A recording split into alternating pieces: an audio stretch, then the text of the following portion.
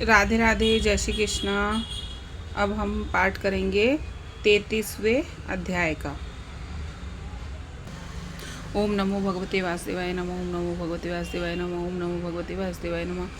अब हम कार्तिक महात्म्य का 33वां अध्याय का पाठ करेंगे। सूत जी ने कहा, इतनी कथा सत्यभामा को सुनाकर भगवान श्री कृष्ण चंद्र जी महाराज संध्या करने के लिए महल के भीतर चले गए। यह कार्तिक मास का व्रत भगवान विष्णु को अत्यंत प्रिय है तथा भक्ति का प्रदान करने वाला है। रात्रि जागरण, प्रातःकाल का स्नान, तुलसी वट, सींचन, उद्यापन और दीपदान, ये 5 कर्म भगवान विष्णु को अत्यंत प्रिय है तथा भक्ति का प्रदान करने वाला। रात्रि जागरण, प्रातःकाल का स्नान, तुलसी वट, सिंचन, उद्यापन, दीपदान व पंचकर्म भगवान विष्णु को प्रसन्न करने वाले हैं, इसलिए इसका पालन अवश्य करना चाहिए। ऋषियों ने कहा, भगवान विष्णु का प्रिय अधिक फल का देने वाला, शरीर के रोम रोम में को प्रसन्न रखने वाला इतिहास पूर्वक कार्तिक महात्म्य में आपने कहा है। मोक्ष चाहना करने वालों या भाग के इच्छुक मनुष्य को यह व्रत अवश्य करना चाहिए, किंतु हम एक बात आपसे पूछना चाहते हैं, वह यह कि यदि कार्तिक मास का व्रत करने वाला किसी संकट में फंस जाए, या वह जंगल में हो अथवा वह किसी रोग से ग्रस्त हो जाए, तो फिर वह कार्तिक का व्रत किस प्रकार करे, क्योंकि यह विष्णु भगवान का अतिशय प्रिय तथा मुक्ति भक्ति प्रदान करने वाला व्रत किसी प्रकार भी नहीं छोड़ना चाहिए। श्री सूत जी ने उत्तर दिया, यदि कार्तिक व्रती किसी संकट में फंस जाए तो वीरता के साथ भगवान शंकर तथा भगवान विष्णु के मंदिर में जाकर जागरण अवश्य करे।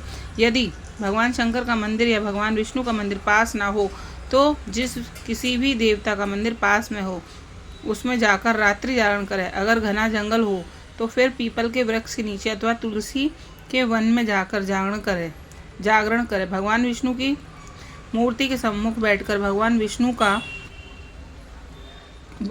का कीर्तन करे। ऐसा करने से हजारों गौओं के दान के बराबर फल मिलता है। जो व्यक्ति विष्णु के कीर्तन में बाजा बजाता है, उसका वाजपेय यज्ञ के बराबर फल मिलता है, और हरि कीर्तन में नृत्य करने वाले प्राणी को समस्त तीर्थों में स्नान करने वाला फल मिलता है। किसी संकट के समय या रोगी हो जाने पर यदि जल न मिल सके तो केवल भगवान विष्णु के नाम मात्र से मार्जन ही कर ले।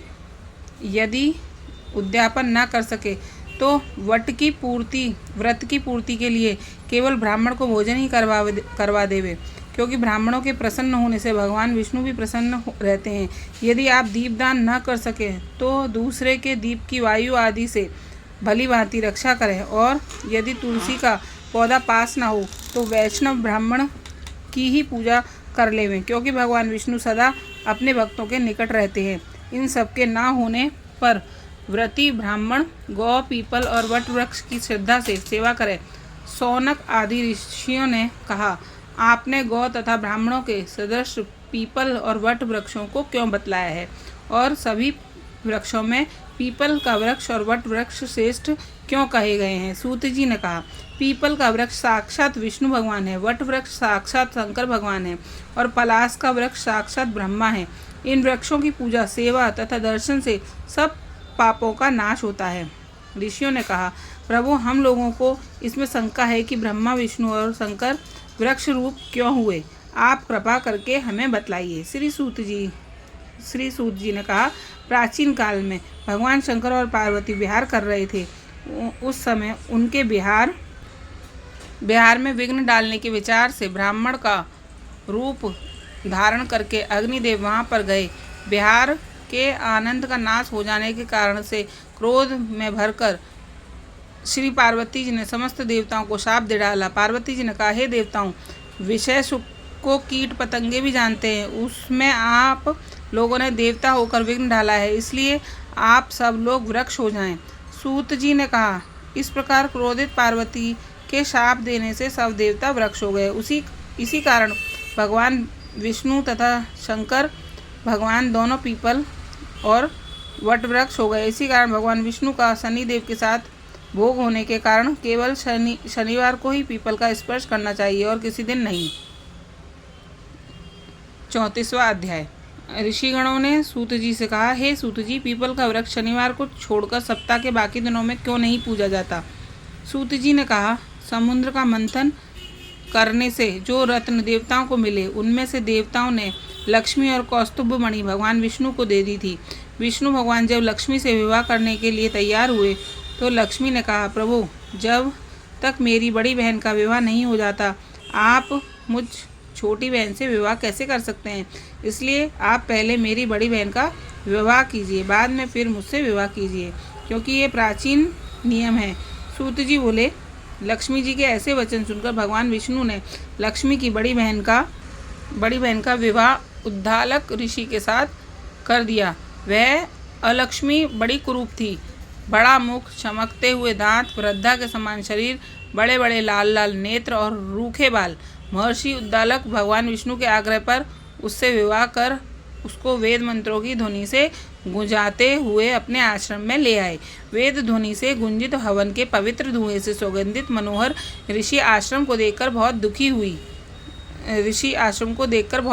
उसने महर्षि उद्दालक से कहा, इस आश्रम में वेद ध्वनि हो रही है, अतः ये स्थल मेरे रहने के योग्य नहीं है, अतएव तुम मुझे किसी दूसरी जगह ले चलो।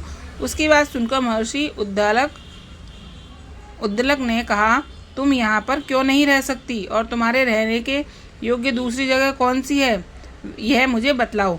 अलक्ष्मी ने कहा, जहाँ पर वेद ध्वनि होती हो, अतिथियों का सत्कार होता हो, यज्ञ आदि होते हों, उस स्थान पर मैं नहीं रह सकती। जहाँ पर पति पत्नी का आपस में प्यार हो, पितरों के निमित्त यज्ञ होते हों, देवताओं का पूजन होता हो, वहाँ पर मैं नहीं रह सकती। जहाँ दिन रात पति पत्नी लड़ते रहते हों, जहाँ से अतिथि लोग सदा निराश लौटते हों, जहाँ पर पूज्य वृद्धों, सत्य पुरुषों तथा मित्रों का अनादर होता हो, और जहाँ पर अति कठोर वाणी बोली जाती है, जहाँ पर दुराचारी, चोर, पर स्त्रीगामी प्राणी रहते हैं, जहाँ पर गौओं का वध, मदपान, ब्रह्म हत्या आदि पाप होते रहते हों, वहाँ मैं प्रसन्नता पूर्वक निवास करती हूँ। सूत जी ने कहा, इस प्रकार अलक्ष्मी के वचन सुनकर महर्षि उद्दालक का मुख मलिन हो गया। वह उसकी बात सुनकर चुप रह गए। थोड़ी देर तक चुप रहने के पश्चात उन्होंने उससे कहा, अच्छा, तुम्हारे लिए ऐसा ही स्थान खोजूंगा, अतः मैं जब तक तुम्हारे लिए ऐसा स्थान ढूंढकर ना आऊं, तब तक तुम इस पीपल के नीचे चुपचाप बैठी रहो। सूत जी ने कहा, महर्षि उद्दालक उसको पीपल के नीचे बिठाकर स्वयं उसके रहने योग्य स्थान ढूंढने के लिए निकले, लेकिन जब वह बहुत काल तक प्रतीक्षा करने पर भी वापस नहीं लौटे तो अलक्ष्मी रोने लगी। उसका बुरी तरह से रोना श्री लक्ष्मी जी ने बैकुंठ में भी सुना। अपनी बहन का रोना सुनकर लक्ष्मी जी व्याकुल हो गई। उन्होंने दुखी होकर भगवान विष्णु से कहा, प्रभु, मेरी बड़ी बहन अलक्ष्मी पति के त्याग देने से अत्यंत दुखी हो गई है। हे नाथ, यदि मैं आपकी प्रिय पत्नी हूँ तो आप उसे आश्वासन देने के लिए उसके पास जाइए। लक्ष्मी जी की प्रार्थना सुनकर कृपा सिंधु भगवान लक्ष्मी जी को साथ लेकर उस पीपल के पास गए, जिसके नीचे अलक्ष्मी बैठी रो रही थी।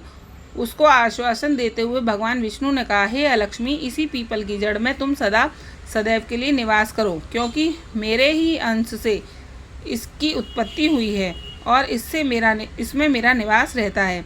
प्रतिवर्ष गृहस्थी लोग तुम्हारा पूजन करेंगे और उन्हीं के घर में तुम्हारी छोटी बहन लक्ष्मी निवास करेगी। स्त्रियों को विविध प्रकार के उपहारों से तुम्हारी पूजा करनी चाहिए। मनुष्यों को चाहिए कि वह पुष्प, धूप, गंध आदि से तुम्हारी पूजा करें, तभी लक्ष्मी उन पर प्रसन्न होगी।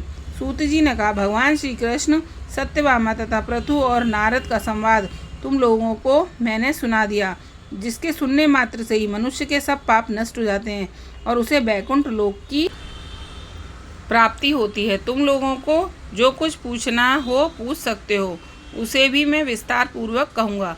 सूत जी की बात सुनकर शौनक आदि ऋषि महर्षि थोड़ी देर तक प्रसन्न चित्त वहाँ बैठे रहे। पश्चात श्री बद्रीनारायण जी के दर्शन करने के लिए चले गए। जो प्राणी इस कथा को सुनता है और दूसरों को सुनाता है, वे इस संसार में संपूर्ण सुख प्राप्त करता है। ओम नमो भगवते वासुदेवाय नमः। ये 34वां अध्याय भी पूर्ण हुआ। राधे राधे।